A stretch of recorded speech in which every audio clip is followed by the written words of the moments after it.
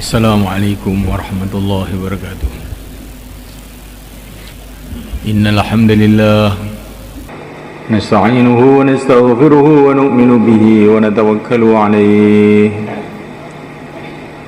wa na'udzu bihi min shururi anfusina min sayyiati a'malina. Man yahdihillahu fala mudilla lahu wa man yudlil fala hadiya lahu. أشهد أن لا إله إلا الله وحده لا شريك له وأشهد أن سيدنا ومولانا وحبيبنا محمدا عبده ورسوله. اللهم صل وسلم وبارك عليه وعلى آله وأصحابه والتابعين لهم إلى يوم القيامة. أما بعد، فقد قال في كتابه الكريم: إن الذين قالوا ربنا الله ثم استقاموا تتنزل عليهم الملائكة ألا تخافوا ولا تحزنوا وأبشروا بالجنة التي كنتم توعدون. نحن أولياؤكم في الحياة الدنيا وفي الآخرة ولكم فيها ما تشتهي أنفسكم ولكم فيها ما تدعون نزلا من غفور رحيم. ومن أحسن قولا ممن دعا إلى الله وعمل صالحا وقال إنني من المسلمين. ولا تستوي الحسنة ولا السيئة ادفع بالتي هي أحسن فإذا الذي بينك وبينه عداوة كأنه ولي حميم. وما يلقاها إلا الذين صبروا وما يلقاها إلا ذو حظ عظيم.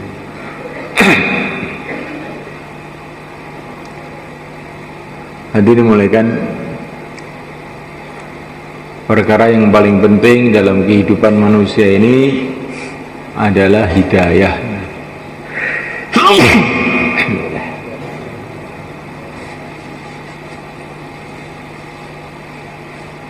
Hidayah ini perkara yang terpenting. Hidayah itu petunjuk dari Allah Subhanahu wa ta'ala yang Allah berikan kepada hambanya. Kalau hidayah ini masuk dalam hati seseorang, maka hati itu akan mengenal Allah, akan mengagungkan Allah,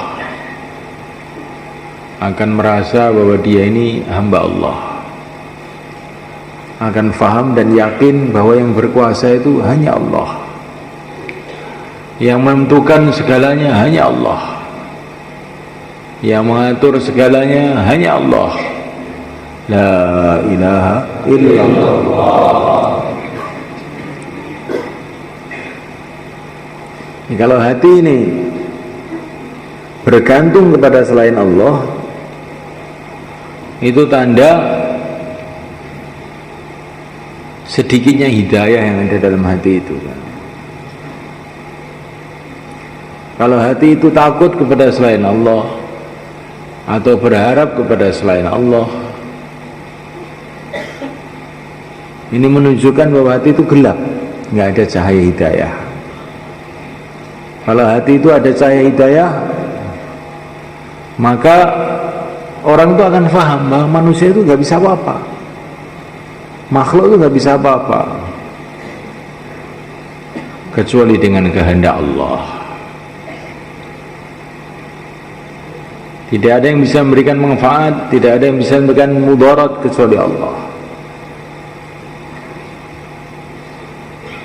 Sebagaimana yang disabdakan oleh Nabi besar baginda Muhammad SAW, kalau umat semua berkumpul menjadi satu, umat semua berkumpul menjadi satu, seluruh manusia berkumpul menjadi satu untuk mendatangkan bahaya kepada kamu, tidak bisa kecuali dengan perkara yang telah ditentukan oleh Allah untuk kamu.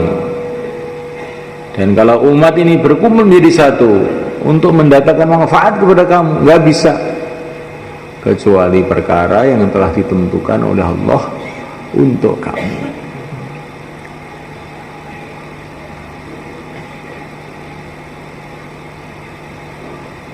Ini kalau hidayah masuk dalam hati. Kalau hidayah itu masuk dalam hati, itu orang itu merasa malu kepada Allah. Diceritakan bagaimana Nabi Nuh alaihissalam itu sampai 40 tahun menunduk saja, nggak pernah ngangkat kepala. Ditanya kenapa? Karena malu kepada Allah. Ini kalau hidayah itu masuk itu sih. Kalau hidayah belum masuk, maka malu itu ke sama orang. Itu juga sudah bagus daripada nggak punya malu. Orang sekarang ini sudah nggak punya malu, kalah dengan ayam. Ayam saja masih pakai celana sampai lutut. Orang sekarang itu celananya itu di atas lutut. Malu kepada orang itu juga satu tindakan yang bagus juga sebetulnya. Tapi yang lebih penting lagi, malu kepada Allah,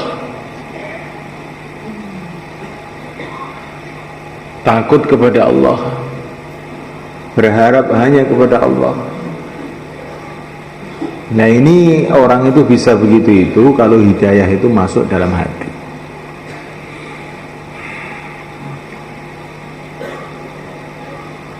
Kalau hidayah itu masuk di dalam hati semula kan, maka orang itu akan punya faham.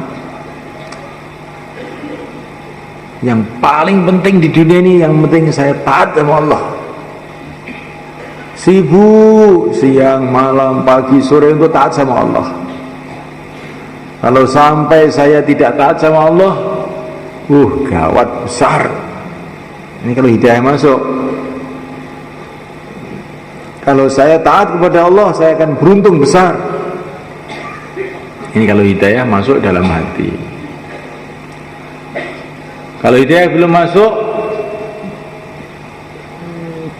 maka amal agama dianggap biasa aja, maksiat juga biasa aja.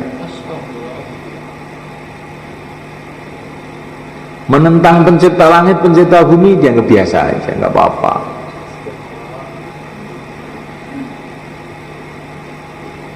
Menyeleweng daripada jalan yang ditunjukkan Allah, penguasa dunia, penguasa akhirat, nggak apa-apa. Bukan tidak apa-apa, saking gelapnya hati karena tidak ada hidayah itu. Racun dianggap kopi, kopi dianggap oli, ya. Karena hidayah tidak ada dalam hati.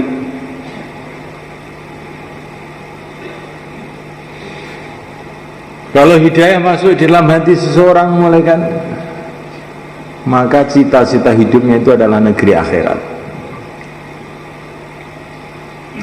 Dunia dulunya dianggap satu hal yang besar sekali, sekarang tidak. Dunia ini perkara yang penting sekali, sekarang sudah tidak dianggap penting lagi. Akhirat yang penting, karena rumah saya ini adalah akhirat. Kalau orang belum dapat hidayah itu perasaannya dunia ini panjang lama. Tapi kalau hidayah masuk dalam hati, dunia ini terasa pendek. Mungkin hari ini saya mati, mungkin malam ini saya akan sampai ke akhirat. Timbul rindu kepada negeri akhirat.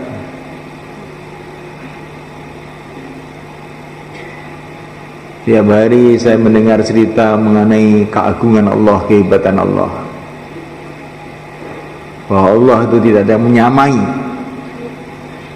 tidak bisa dibayangkan, dan Allah itu hanya bisa ditemui kalau orang itu sudah mati. Kapan saya mati? Ingin berjumpa dengan Allah. Ini mati itu tidak takut, bahkan rindu. Kata para ulama, orang iman itu sujud begitu lama sujud dalam sholat itu. Perasaan hatinya ini, alangkah bahagianya kalau saya bangun sujud ini sudah di akhirat. Cita-citanya akhirat, yang dipikirkan akhirat. Ini kalau hidayah masuk dalam hati. Dulu menganggap dunia ini besar, jabatan-jabatan dunia ini besar, harta dunia ini besar. Setelah hidayah masuk dalam hati, kecil semuanya, kecil. Ini hidayah. Dan hidayah itu bertingkat-tingkat semuanya. Orang kafir untuk bisa masuk Islam, mengucapkan asyhadu alla ilaha illallah wa anna muhammadar rasulullah, perlu hidayah.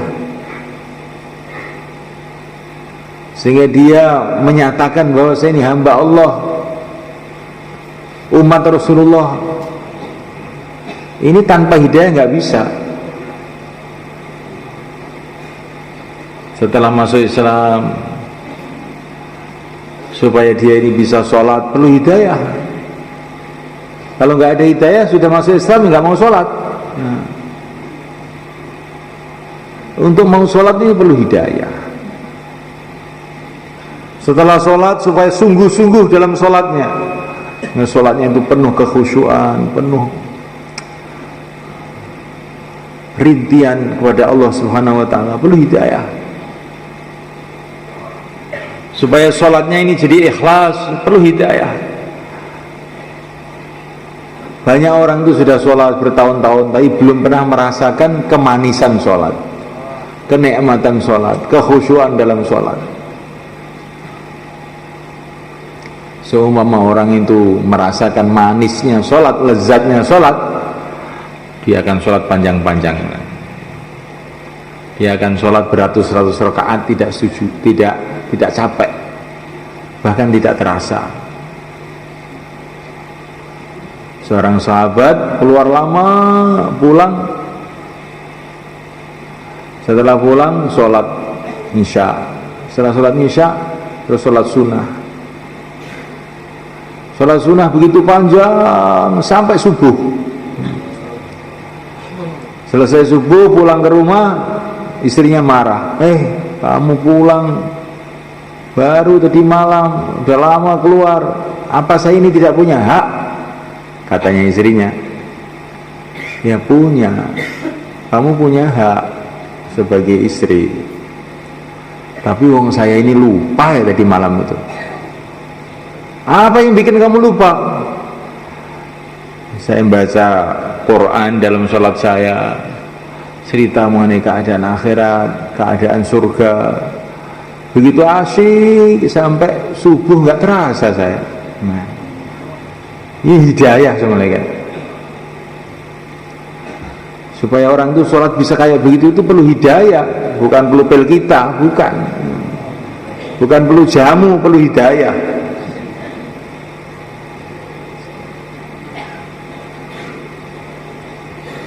Dan supaya kita renungi sekarang, kita ini perlu hidayah apa tidak tuh? Setelah sholat, untuk orang itu bisa mau membayar zakat, perlu hidayah. Kadang-kadang sudah sholat nggak mau bayar zakat. Ini uang saya sendiri, saus saya sendiri kok dikasihkan orang. Lupa bahwa sawah ini milik Allah. Dia adalah hamba Allah. Zakat itu untuk formalitas saja. Mestinya 1 kuintal kasihkan setengah kuintal, 1/4 kuintal. Dan yang dikasih itu bukan orang yang haknya. Padahal zakat itu ada aturannya tersendiri, harus dikasihkan pada orang-orang yang haknya. Suruh zakat nggak mau, tapi kalau selamatan mau. Bagaimana itu? mesti didahulukan zakatnya. Bukan selamatan tidak boleh, sedekah boleh, tapi yang wajib ini harus didahulukan.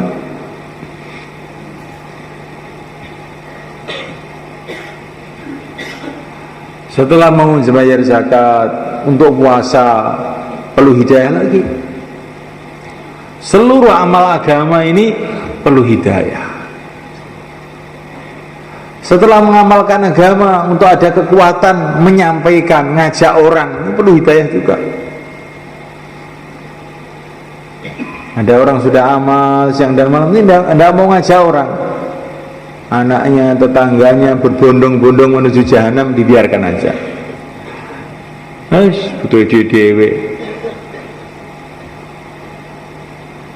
Nanti mati kuburnya juga sendiri-sendiri. Untuk apa ngurus orang, katanya dia. Sudah pada ngerti semua, untuk apa saya beritahu? Yang penting saya sudah amal, ya sudah. Padahal Nabi menyuruh kita untuk ngajak orang, untuk memikirkan umat. Nabi menyuruh kita untuk memikirkan umat, dan Nabi berdoa untuk orang-orang yang memikirkan umat. Rahimallahu khulafai alladzina yuballighuna anni. Semoga Allah merahmati wakil-wakilku yang menyampaikan agama dari aku. Orang yang sayang pada umat disayangi oleh Allah. Tapi kalau belum dapat hidayah, orang itu umat masa bodoh. Wis masa bodoh sudah. Urusan dia. Ini zaman demokrasi ini. Berjalan menurut keyakinan masing-masing. Mau ke neraka, mau ke surga, silahkan. Ini bukan demokrasi ini. Itulah namanya ngawur urip itu.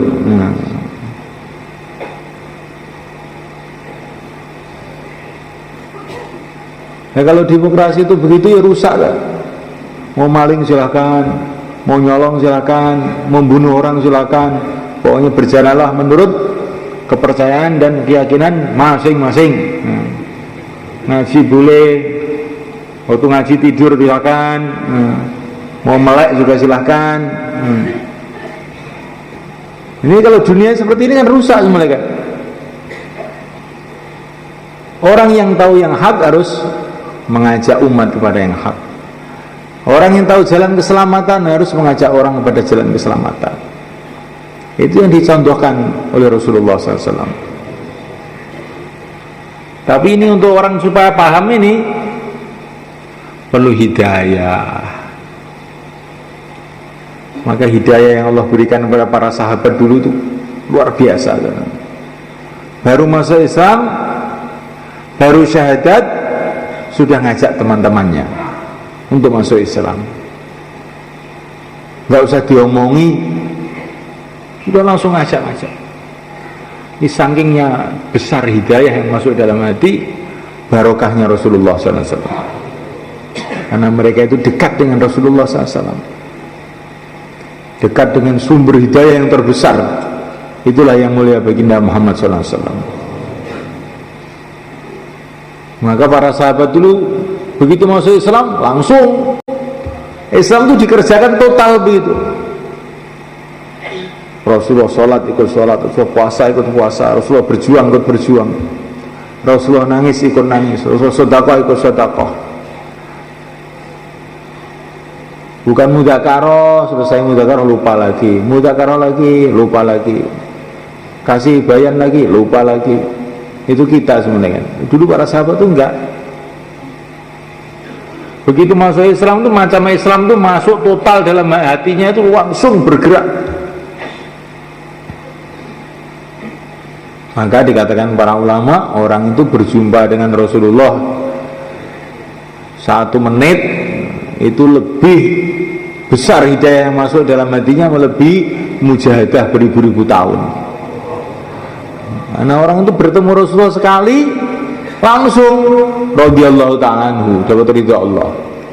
Kalau ketemu dalam iman maksudnya. Kalau ketemu nggak iman ya kayak Abu Jahal.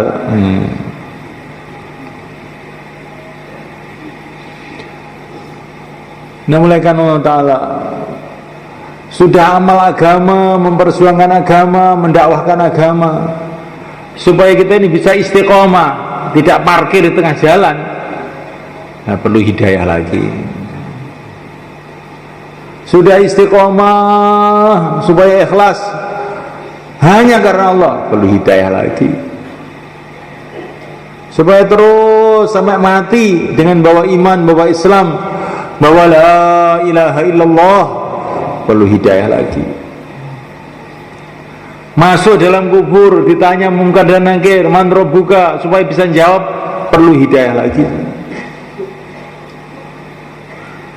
Menghadap kepada Allah ditanya mengenai amal-amal apa yang telah kamu kerjakan di dunia, supaya bisa jawab benar, perlu hidayah lagi. Jadi orang itu sangat perlu kepada hidayah itu dalam seluruh kehidupannya. Dan ini semua orang perlu, ya. Makanya semua orang perlu mohon hidayah kepada Allah. Orang baru masuk Islam, ya, mohon hidayah, ihdinas siratal mustaqim. Orang yang sudah masuk Islam lama perlu hidayah, maka perlu tambahan hidayah, maka dia doa ihdinas siratal mustaqim. Para ulama, para aulia, para wali-wali, para sahabat pun perlu tambahan hidayah, ihdinas siratal mustaqim. Sampai Sayyidul Anbiya yang mulia baginda Muhammad SAW pun masih perlu tambahan hidayah lagi, ihdinas siratal mustaqim. Karena hidayah itu nggak ada batas. Ada lagi hidayah yang lebih tinggi lagi, hidayah yang lebih tinggi lagi, hidayah yang lebih tinggi lagi, hidayah yang lebih tinggi lagi.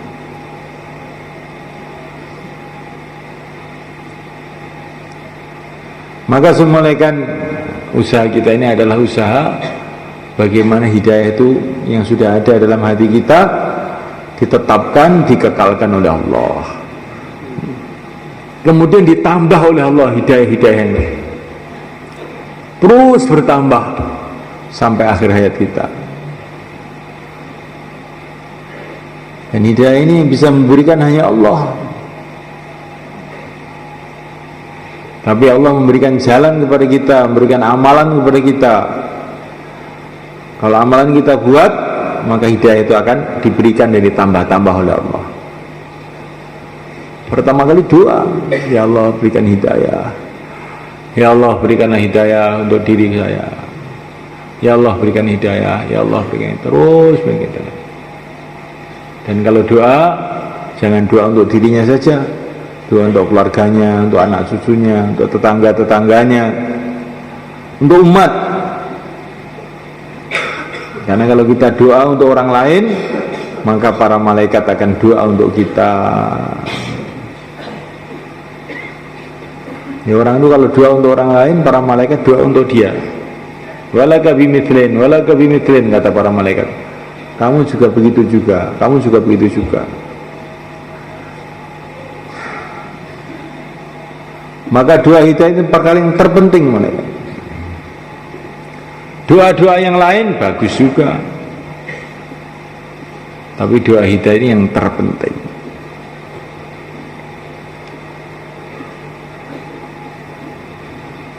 Tambah banyak kita doa hidayah, akan tambah baik ya. Doa yang panjang-panjang, innallaha yuhibbul mulhina fid du'a. Allah tuh suka orang yang doa diulang-ulang dengan terus mujud-mujud, sungguh-sungguh, ya Allah turunkan hidayah ya Allah. Kalau engkau enggak turunkan hidayah ya Allah, terus bagaimana saya ini ya Allah? Hancur saya di dunia dan akhirat ya Allah, kalau engkau tidak turunkan hidayah. Ya Allah turunkan hidayah, ya Allah turunkan hidayah. Itu terus diulang-ulang beratus-ratus kali, beribu-ribu kali. Karena ini perkara penting malah kan. Kalau sampai kita nggak dapat hidayah, kita akan rugi berjuta-juta tahun, miliar-miliar tahun, selama-lamanya. Maka doa hidayah itu harus sebanyak-banyaknya, dengan penuh kesungguhan, dengan penuh rengean, penuh tangisan.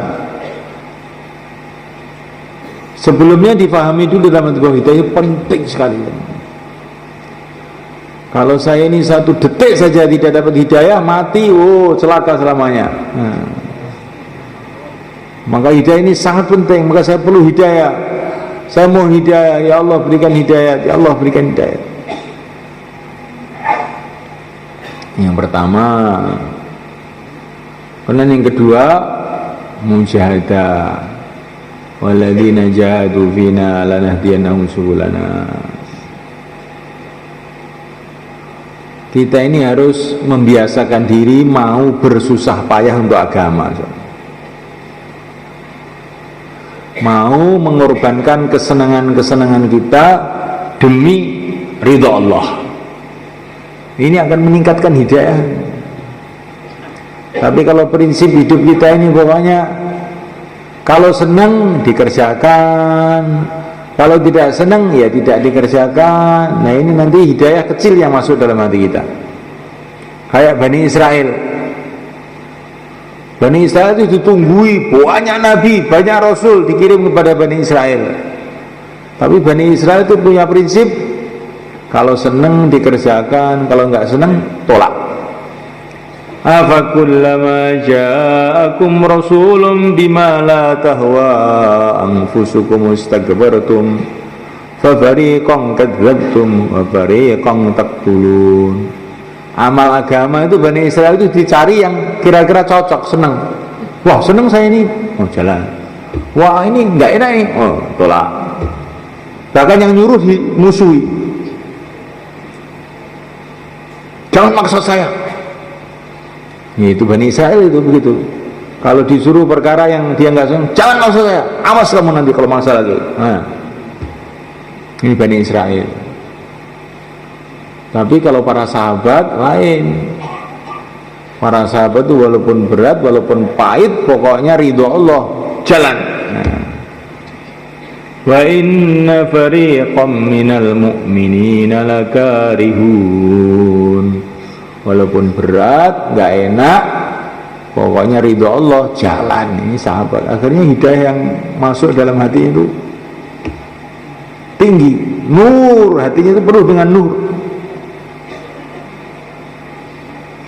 Maka para sahabat itu baru masuk Islam sehari, derajatnya sudah melebihi orang-orang setelahnya yang masuk Islam berpuluh-puluh tahun. Karena hatinya nur. Di antara sebabnya karena mereka itu siap mujahadah, siap bersusah payah untuk agama. Jangan kita ini membiasakan diri enaknya ya apa ya, enaknya bagaimana. Jangan enaknya bagaimana gitu. Yang diridhai oleh Allah bagaimana, sunnah Nabi bagaimana. Jangan enaknya bagaimana. Kalau enaknya bagaimana, yang jadinya itu gelap hati kita sebenarnya. Tapi kalau pikiran kita yang diridhai Allah yang bagaimana, nur itu nur. Sunnah Nabi bagaimana, nur. Tapi enaknya itu gelap itu sebenarnya. Enaknya di sini ya. Nah iya aja muni ngono kuwi nek gak apik. Enaknya turu enaknya. Enaknya bertaklim akhir mulai ora enake. Tapi nek apike ya ora to. Apike tikaf to. Nggih mboten. Nggih. Mulai nonton TV saya pundi kali itikaf on Jumat. Ayo jawab. Oh, jadi yang ngerti loh jadi aslinya. Tapi wis kadung prinsip ini ku enak ya opo. Lah ini ku ngerusak yang ini ku. Maka malam ini kita rubah. Yang diridhoi Allah bagaimana? Jangan kita bilang enaknya bagaimana. Yang diridhoi oleh Allah bagaimana? Insya Allah mulai ya. Yang menguntungkan akhirat yang mana? Begitu. Pokoknya yang di akhirat kira-kira nggak ada pahalanya saya nggak mau. Nah begitu bagus loh. Ngomong kalau kira-kira di akhirat nggak ada pahalanya, nggak usah ngomong. Kalau kira-kira nanti di akhirat ada pahalanya, ya ngomong terus.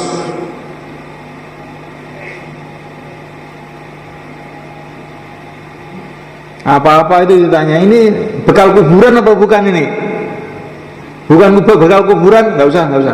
Saya mau ke kuburan kok. Pokoknya kalau bukan bekal kuburan nggak mau saya. Nah itu baru jadi bagus nanti semuanya. Insya Allah mulai kan? Bekal kuburan bukan ini? Tanya dalam dirinya masing-masing. Walaupun kelihatannya enak, kelihatannya wah, kelihatannya hebat, tapi kalau kita di kuburan nanti malah menyusahkan kita, nggak usah, buang aja.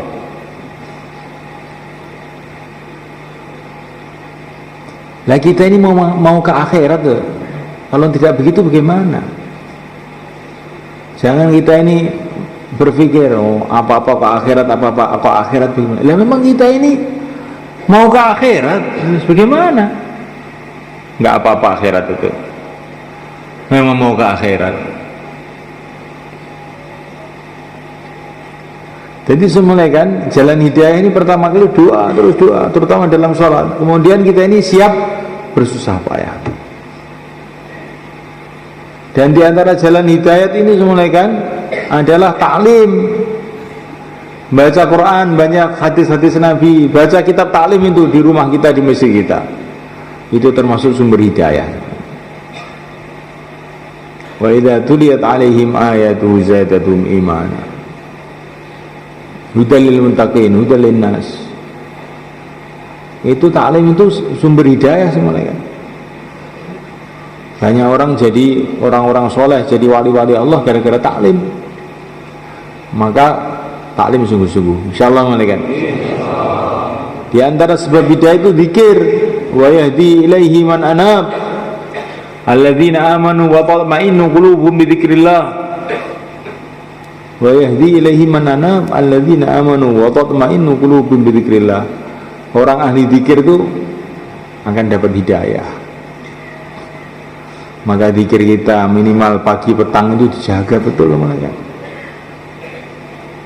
Ini kok sore ini saya belum zikir, istighfar belum, selawat belum, tasbihat belum, ini bisa-bisa hati saya gelap nanti malam ini. Kalau hati gelap gawat ini. Hati itu kalau gelap sukanya maksiat aja. Diajak taat itu berat, hati gelapnya. Di antara sebabnya adalah untuk menghilangkan kegelapan ini zikir. Di antara sebab hidayah semulai kan akhlak yang baik. Kita ini harus berbuat baik pada seluruh umat Islam. Jangan kita benci satupun umat Islam di mana saja.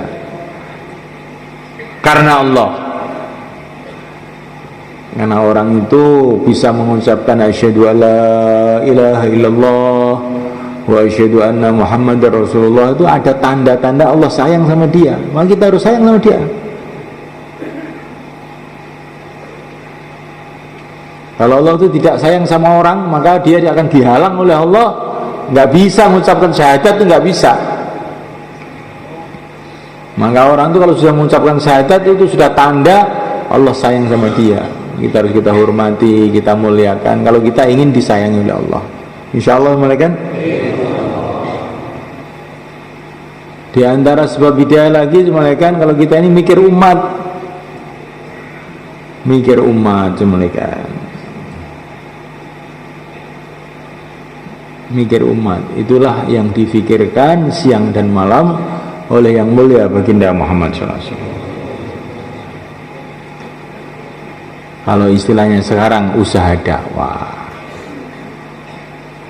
Kewajiban kita ini pertama kali mewujudkan usaha dakwah.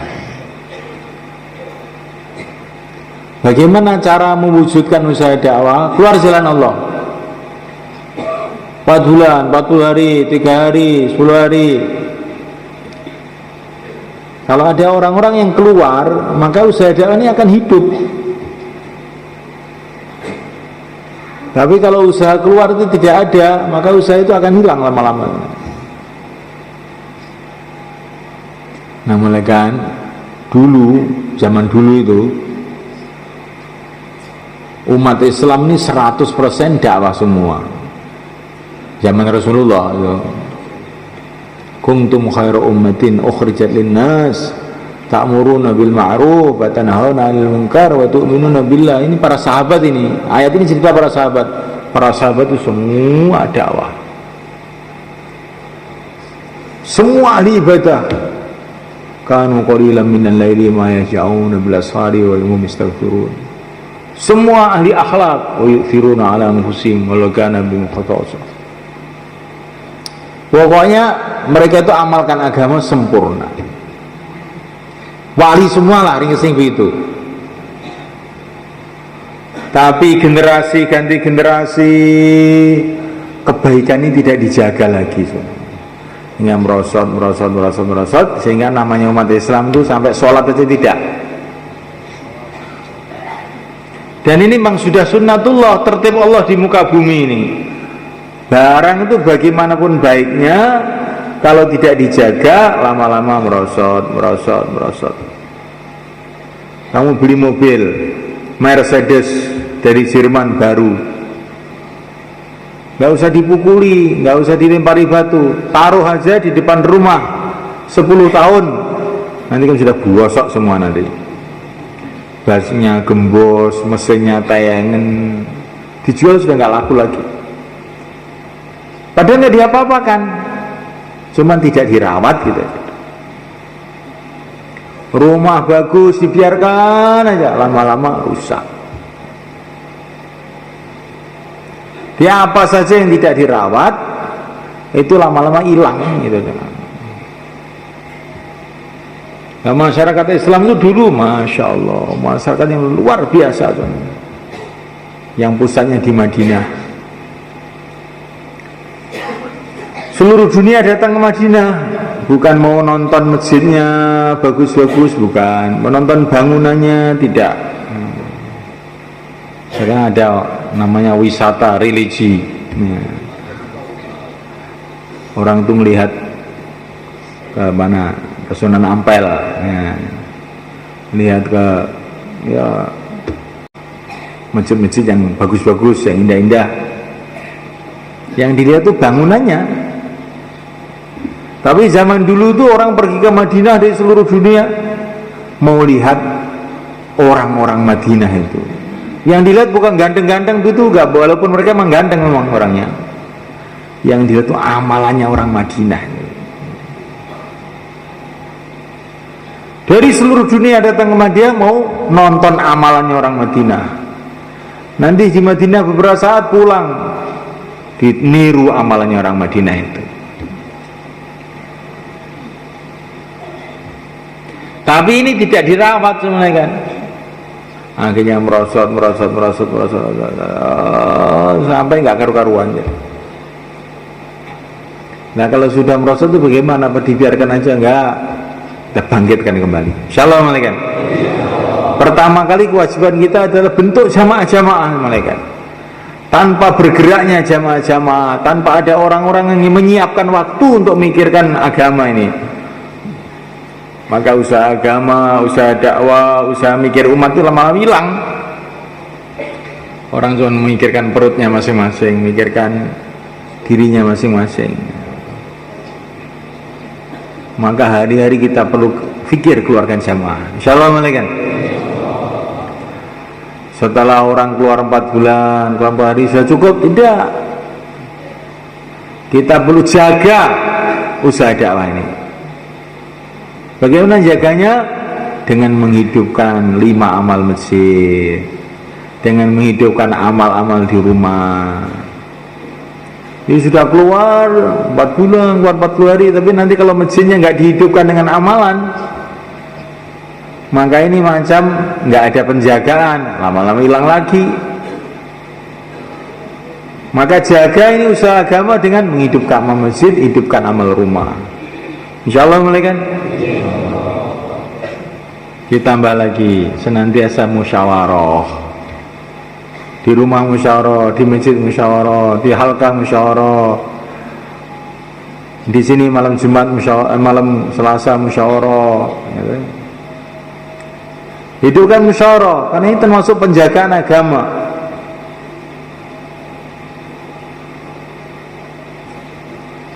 Mau bikin masjid musyawarah, siapa yang siap setor semen, batu, kayu, ya kan?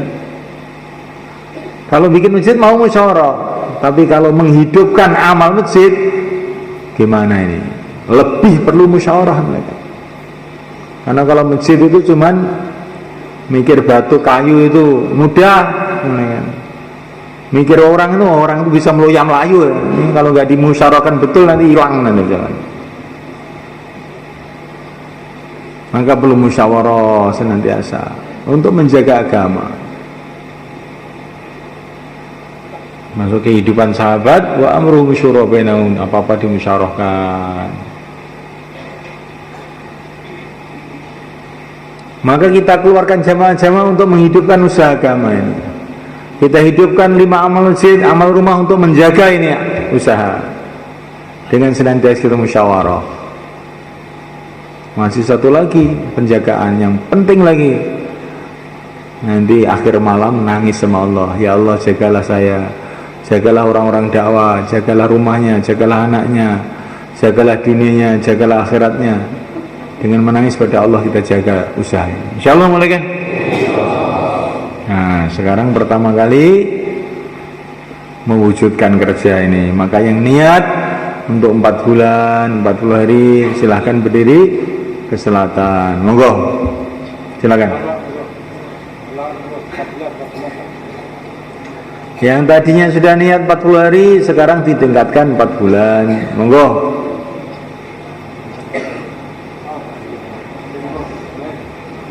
Yang 40 hari ditetapkan hatinya 40 hari. Yang belum niat sekarang ini niat.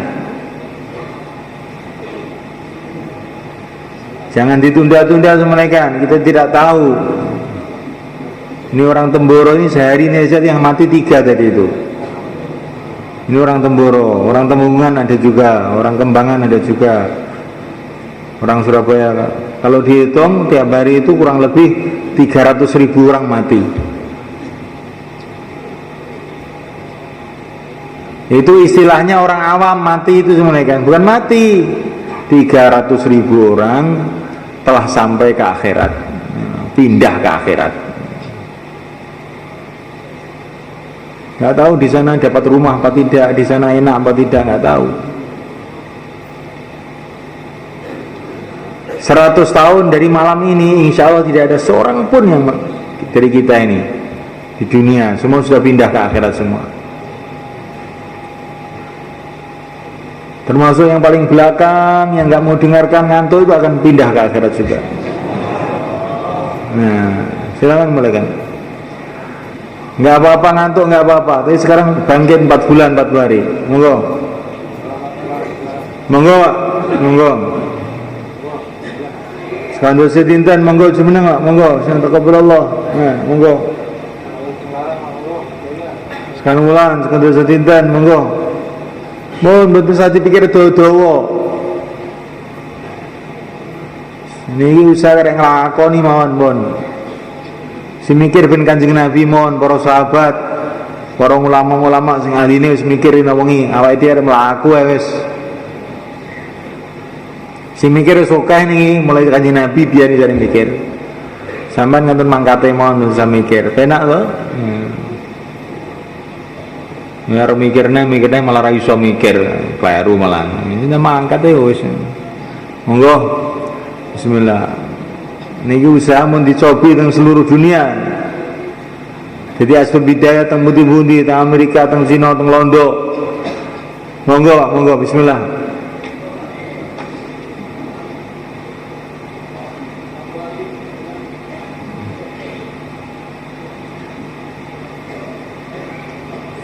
Kangge sinten to medal niku?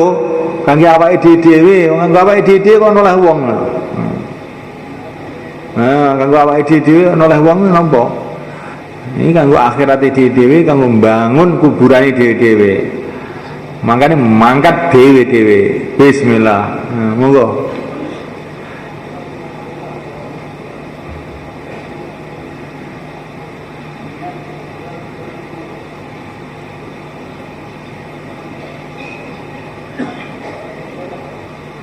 Insyaallah sudah niat Bang ya. Sampeyan jeneng ajeng mati napa mboten to, Pak? Ketinggali pun cedhak Pak sampeyan iki. Mboten ana apa. Nek para sahabat riyen dikabari, "Kowe iki matimu wis sedhak." Alhamdulillah, seneng. Matiku wis sedhak, berarti aku sedang ketemu Kanjeng Nabi, ngoten ini sahabat. Nek sampean diomongi, "Kowe ketok wis gak suwi Kang," piye to sampean? Enak napa mboten enak? Nah, ini tengarai lara atine, gitu. Atine lara, nek wong atine imane kuat tenan dikabari arep mati malah seneng. Sendunya ngene guys. Akhirat ae. Nah, ngoten. Tapi nek wong niku atine niku peteng, Masya Allah, aku sarep mati aku. Aduh. Piye iki kok? Bingung kok niku. Nek wong imane kuat mboten, dikabari mati malah seneng. Siapa Bang Saniki tiga-tiga sekawan-sekawan mudzakarah sedap, monggo. Monggo tiga-tiga sekawan. Nemel halaqah-halaqah. Monggo. Tiga-tiga sekawan. Napa sing nyantol lho jenengan baleni malih Pak, monggo. Sing nyantol jenengan baleni malih. Terus taskil, nggih. Terus taskil, nggih.